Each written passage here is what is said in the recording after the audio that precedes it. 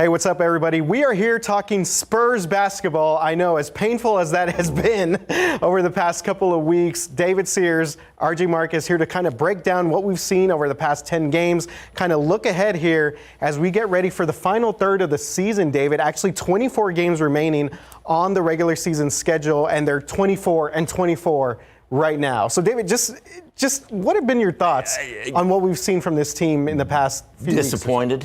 There you go. I'm disappointed in their defense. I'm disappointed in not taking advantage of being at home because, you know, they always talk about, and every team does it, but they always talk about how you can sleep in your own bed and be in your own routine. You're not in a hotel, especially these days with COVID where you're just kind of, in that bubble on the road, whatever their defined bubble is when they go away from town. But, I mean, it was very disappointing to see them only go, 2-7 on Unbelievable, on a honestly. 9-game homestand. Yeah. And plus, I mean, it's like teams were coming in to cure their ills.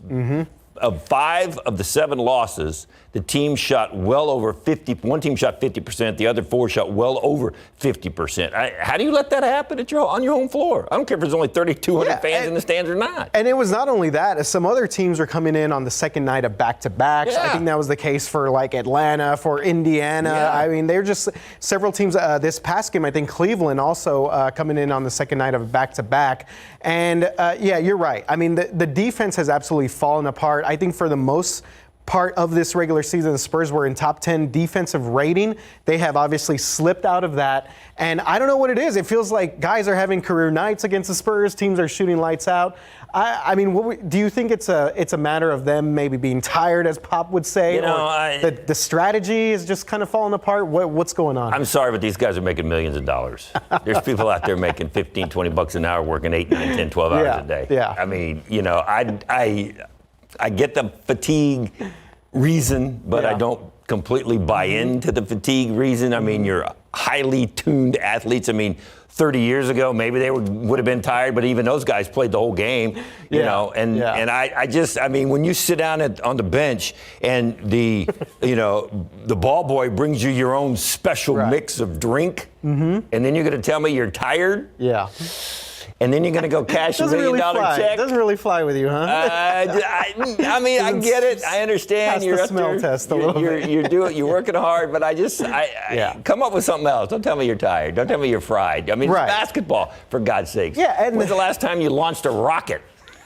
Or perform some brain surgery. I mean, that's what Pop says. I'm just giving you what Pop says all the time. It's just basketball. It's a simple game. He does. Definitely. Go play. I agree with the fact that, look, every team is basically kind of going through this. This is a condensed schedule. Obviously, a lot of games are being put in here. And I think the one glaring thing is obviously the home record, because like you said, this was really the time for them to rest up and get ready for this stretch. I love Derek White. I like the hustle. I like what he brings, but he's struggled a bit here in the past couple of weeks, and I think that has kind of hurt them, especially on those nights when they're not hitting threes, and we see other teams just shoot lights out against them. And speaking of that, we just talked about the fatigue factor, and I don't completely buy into that. Here's what I will buy into is they don't get any practice time. They don't.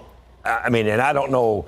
I mean, it's almost like you should have just broken down and made them practice once or twice. And I think that's part of the major problem is they're just going out there and playing. We talked about it before. You can't make major adjustments on the fly in the middle of a game.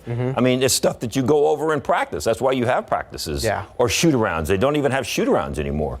Really. I mean, but when you look at the schedule, you can understand why. But I think that I would rather hear that more than they're fried or they're fatigued. Tell me we're not getting practice time. We can't work out some of these mistakes that we continually make on defense, the communication problem, because we're not getting a lot of practice time because I've got to let these guys rest. That one, I'll go with 100%. That's what are your thoughts here as we move ahead? Well, can they maybe right the ship? Right now they're out of the top 8, but they're still in this little play-in tournament that the NBA is going to have. So what are your thoughts? Can they kind of maybe turn this around? 7, 8, 9, and 10 are all jammed in there. They're just a game, maybe 2 that separate them.